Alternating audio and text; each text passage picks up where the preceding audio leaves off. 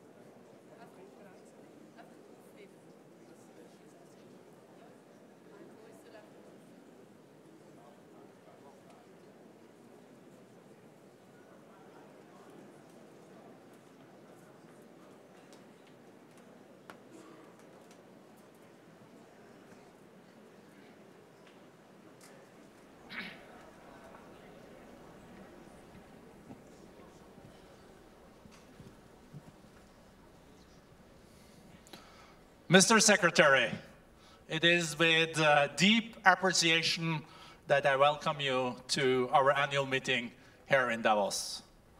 In the 49th year history of the forum, we have only done video links less than 10 times, always under exceptional circumstances. With the current US government shutdown, we fully understand that the cabinet has to be standby in DC.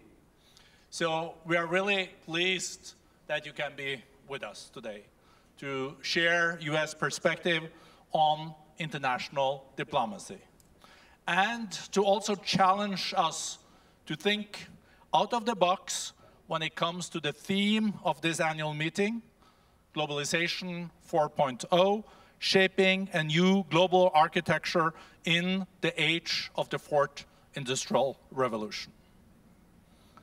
The US perspective is critical to shaping this conversation in Davos this week. Since President Trump is, after all, the person most identified in the world today who questions the status quo. We will hear from you for brief opening remarks, where we look forward to hearing your vision regarding the future global architecture, which will be followed by a discussion. Secretary, the floor is yours, and welcome. Good morning, and thank you, Borge, for your kind introduction. And thank you to the World Economic Forum for the invitation to speak today. It's 18 degrees Fahrenheit here in Washington, D.C. You see the Lincoln Memorial to my back. So while I'm not here in person, I at least feel like I'm in Davos with the weather. You know, it's interesting times that we live in. Over the past few years, all around the world, voters have tuned out politicians and political alliances that they thought weren't representing their interests. A few examples of new directions that people have taken. Brexit, the election of President Macron in France, the rise of the Five-Star Movement in Italy, Mahathir's comeback in Malaysia, and of course, Borge, as you referenced, the election of President Donald Trump. In Ohio, Rio de Janeiro, and in Rome, people are asking questions that haven't been asked, or at least haven't been taken seriously in an awfully long time.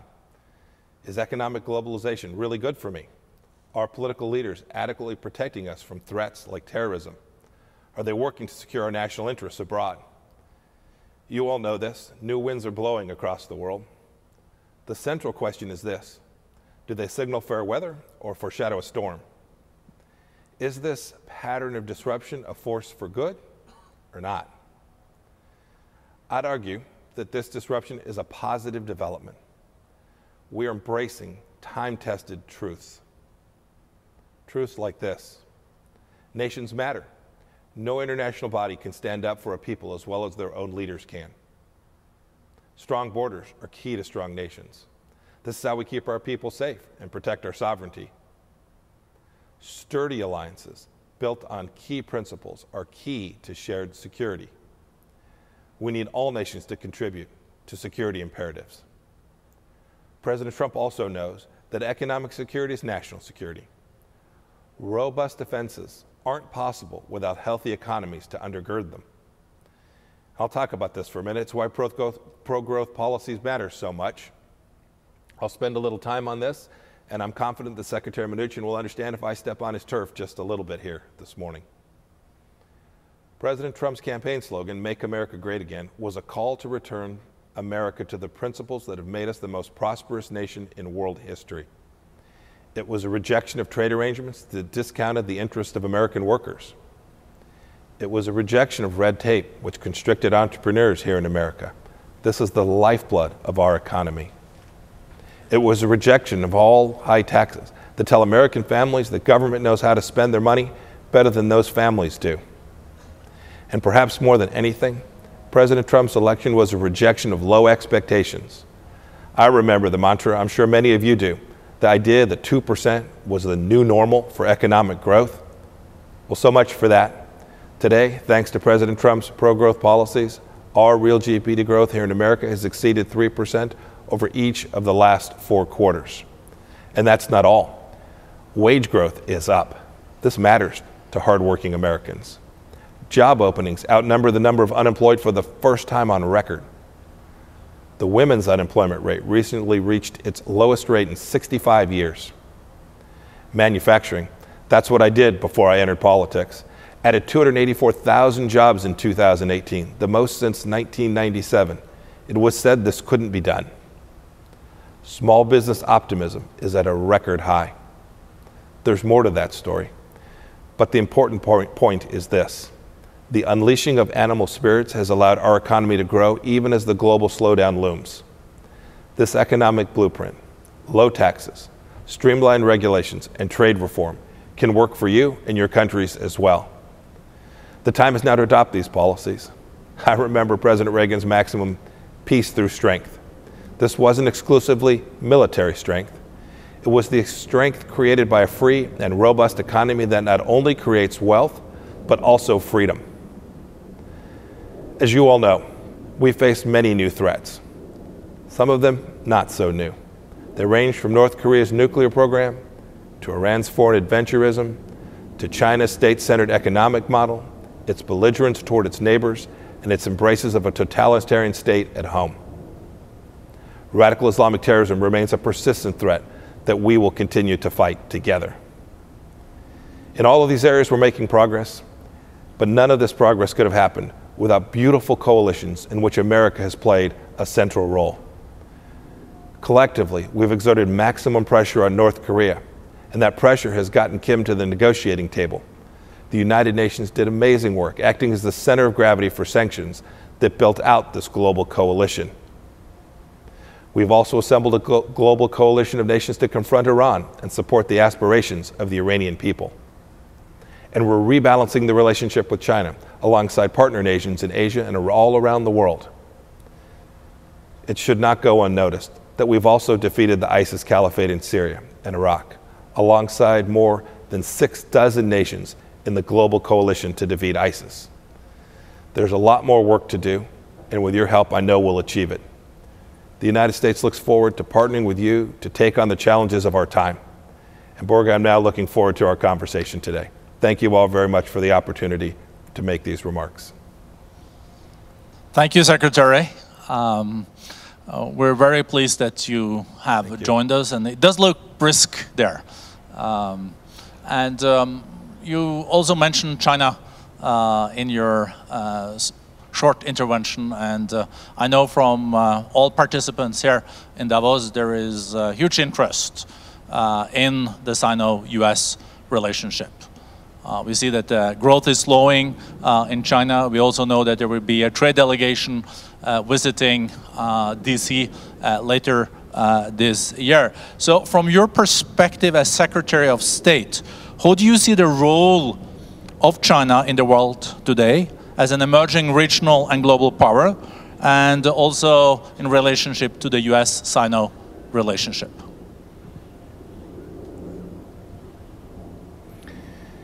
Borge, you know, there are those who say that superpower conflict between our two countries is inevitable.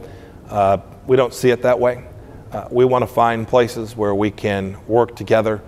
You talked about the trade delegation coming. I'm optimistic that we'll receive them well and that we'll have a good outcome from those conversations. But remember, the course of the relationship will be determined by the principles that America stands by. Free and open seas, the capacity for nations to take their goods around the world. Fair and reciprocal trade arrangements where every country has the opportunity to compete on a fair, transparent, and open basis. These principles of democracy, these things that have created so much wealth for the whole globe, will drive the relationship between the United States and China in the years ahead. And we hope that China will adopt policies that are consistent with that. If they do, I'm very confident that our two nations can thrive and prosper together. Thank you, Secretary. It's interesting to hear that you are optimistic. I know that you are an optimistic person. Last year in Davos, the big discussion was the future of NAFTA. There you found the solution. So when you're saying optimistic, you think we will see another breakthrough this year on the trade side between US and China? I think a lot of our business CEOs are very curious about that here. You know, I don't want to get ahead of the conversations, the negotiations that are taking place. There's lots of hard work to do. There are certainly issues around trade balances. Those certainly matter.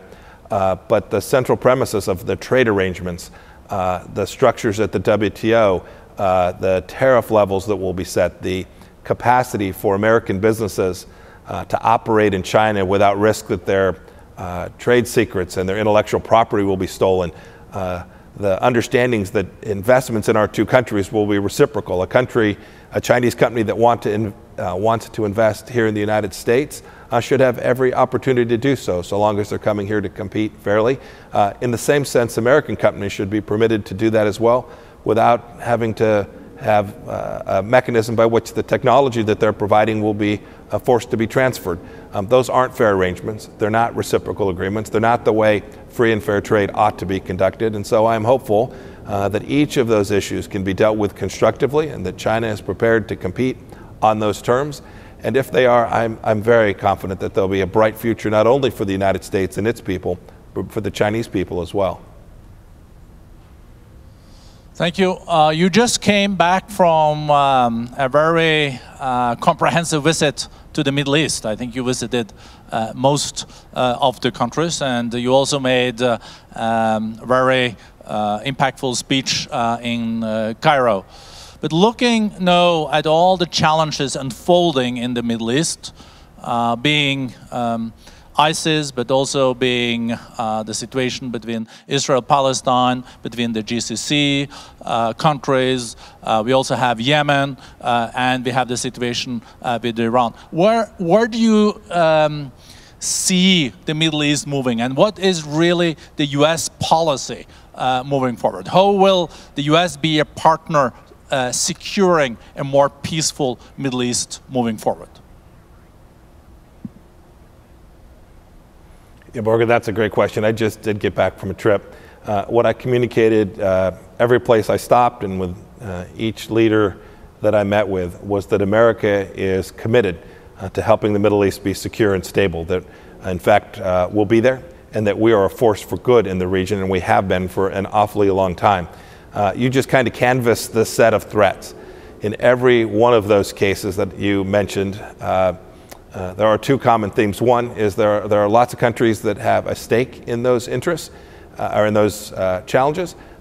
We won't do this alone. We will need coalitions built out to ensure that there's Middle East stability. Our effort to develop our MESA program, where we have countries in the region determined to protect themselves together with America as their partner in that fight, is an important component of how America will approach this set of problems. But also with respect to many of the problems that you identified there, Borge, the threat from the Islamic Republic of Iran is very real. You mentioned Yemen, you mentioned Syria. I think you talked about the challenges of Lebanese Hezbollah in Lebanon. It's still the case that Iran is striving to reduce Iraqi freedom, sovereignty, and independence. Those are places where Iran is truly the malign actor, and it's why we're so happy that the coalition that we've built out, and we'll have a ministerial in Warsaw in the middle of next month to talk about this and other issues in the Middle East, is so central to creating the stability that the people of the Middle East so richly deserve. There are diplomatic and political solutions to most of these problems, and we need all of our diplomats from all across the region working to solve them. Do you think we will see an end of the Yemen conflict this year? I'll speak with Martin Griffiths later today. I'm very hopeful that we can make progress there. We made a big step forward with the agreements surrounding the port in Hodeidah. We got real commitments from all of the parties. It was most unfortunate that the Houthis made a major break on January 10th to that ceasefire by using an Iranian-designed instrument of war to kill people after these agreements were reached back in December in Europe. I hope that we can find that path forward. I know that the Gulf states that are involved there are committed to achieving that outcome. I'm hopeful that we can find a path forward there. We are committed in the United States to working with UN Envoy Griffiths to achieving that end. We also know that you, Secretary, work very closely with Special Advisor of the President, Jared Kushner, on the peace plan for Israel and Palestine. Do you see Any progress there, and you're hopeful to get some momentum post the Israeli elections? Borge, I am. We've been working on this for a long time. Mr. Kushner's been in the lead, along with Jason Greenblatt, in developing our program. We've begun to share elements of this across the region. It won't be a U.S.-driven process. Ultimately, the Israelis and the Palestinians will have to come to an agreement. But we think that the foundations that we have laid and the work that we'll do immediately following the Israeli elections will set conditions where we can have a constructive conversation. Borge, you know this problem has troubled the region for decades and decades now. It seems to me that we're at a point in time where there are ways that we can resolve the primary differences and encourage those two places, the Israelis and the Palestinians, to come together to resolve their differences and get a solution there that has bedeviled the world for an awfully long time.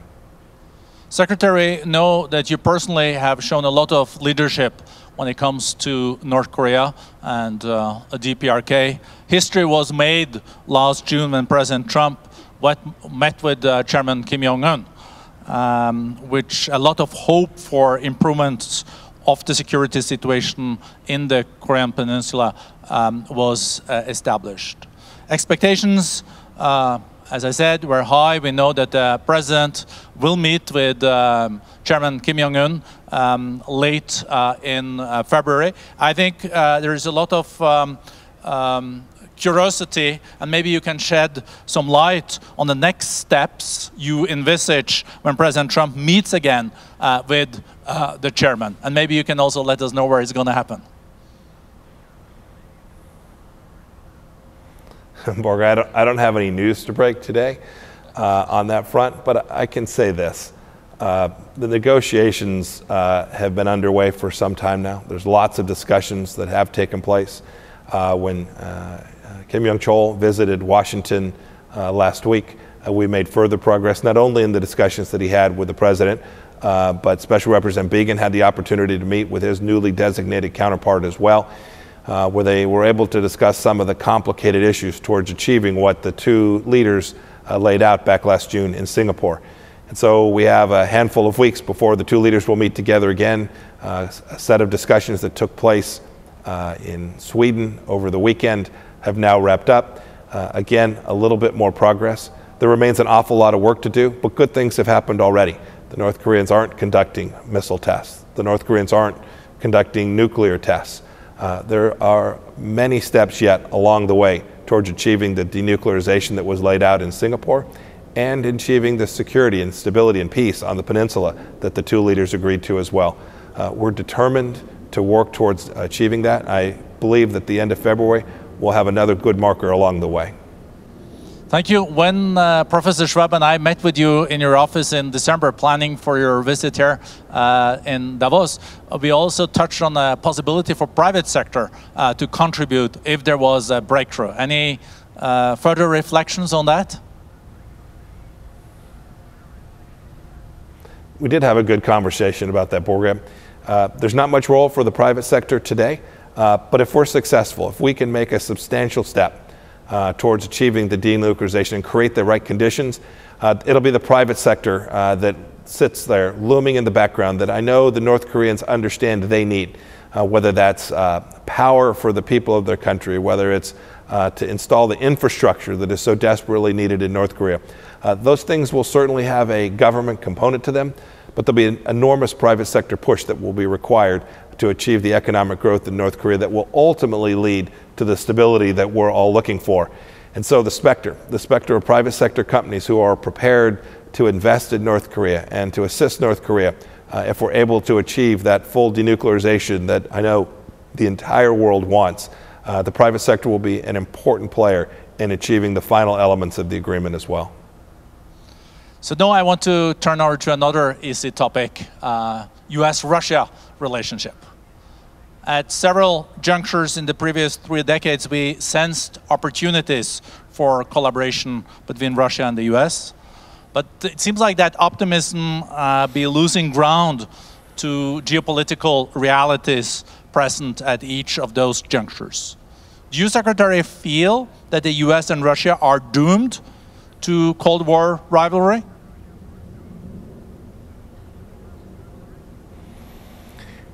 Borge, you haven't given any easy ones today, but it's not the case that we are doomed to a Cold War rivalry. These two nations are the largest possessors of nuclear capability in the world. Russia is a formidable power in that respect, and we understand that, and so we need to ensure that there are conversations taking place so that we can prevent both proliferation and the risk that comes with the possession of those nuclear weapons. But it has, I must say, it's been a struggle. We're looking for Russia to begin to change its behavior, whether that's its behavior in Ukraine or the work that it did to influence elections here in the United States and that it's done to influence elections all across the world. These aren't the behaviors of nations that want to be part of the international community. And we hope that they'll return to the right course of actions, a set of course of actions that lead them down the path of the rule of law and ordered liberty. If they do those things, I'm confident that our two nations can prosper and grow alongside of each other. We are not destined to be antagonists. We can do better than that, but it will take a Russian change in their outlook and behavior in the world in order to achieve that. Secretary, you were recently also in Brussels and made a speech there about multilateralism and the necessity to reform international organizations. To be more concrete, what will it take from the UN and international organizations? What kind of reforms do they have to undertake to have the full support of the administration? Borge, I don't have the time today to sort of go into each of them one by one, but I can certainly tell you about the central principles that underlaid the remarks that I made in Brussels that are part of President Trump's policies. What we're looking for in these institutions is to make sure that they are fit for purpose, that they are achieving ends that are good for the peoples of the countries that are part of these coalitions. And that requires them going back, I think, to first principles. It's not a matter of taking these institutions down, indeed, quite the contrary. The way to preserve these institutions is to make sure that they're performing in a way that reflects well on the goals that the people of those nations want them to achieve. And if you go back to the place that these institutions were when they were originally created, and then revisit them and say, does that make sense? Whether that's 70 years on or 25 years on, depending on the institution, does it work? Is it achieving its ends? So what the United States is simply looking for is we're going back to ask those hard questions that frankly just haven't been asked for too long. Do these institutions deliver? And are they delivering in a way that is reflective of the world order as it sits today? If they're not, we need to change them. We need to update them. We need to bring them into this century. And then a second piece. In each of these, it can be the case that from time to time, roles get out of balance in these institutions. Countries grow. Countries move on. They change their views. We need to make sure that these institutions have burdens shared correctly amongst them. If you don't, it's not just bad for the country that is sharing or carrying too much of the burden, it's also not good for those who are free riding, who aren't participating in a way that's consistent with their needs from that institution. We need every bit of every one of those institutions to look at itself and say, do we have our costs allocated directly? Are we sharing burdens appropriately? Are we all benefiting from this in a way that makes sense? And when we do that, when every country does this, not just the United States of America, these institutions will be updated and reformed in a way that is reflective of today, and it'll be a good thing to make sure that these institutions continue to live on in the decades which follow. Thank you. Second last question.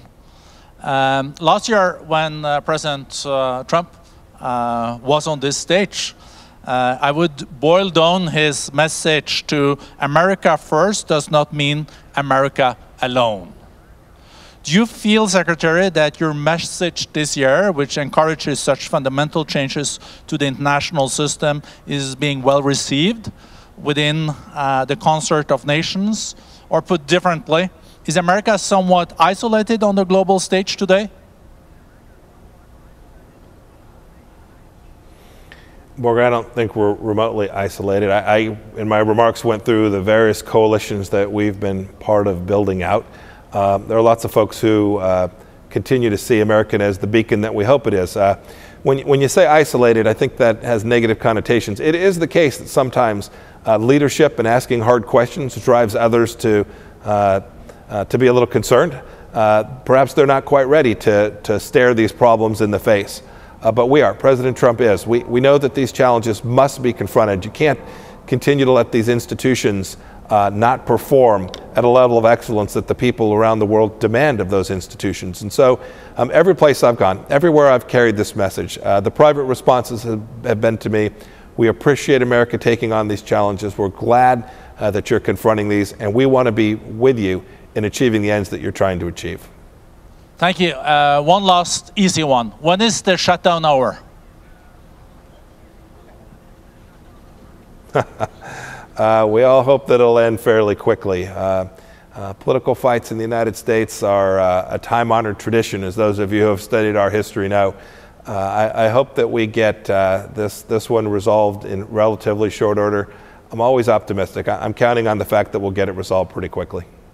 Secretary, again, we really appreciated you joining us here today. It was well received among the participants. Of course, we're looking forward to welcome you in the real Davos next year. We know that you had a huge agenda today.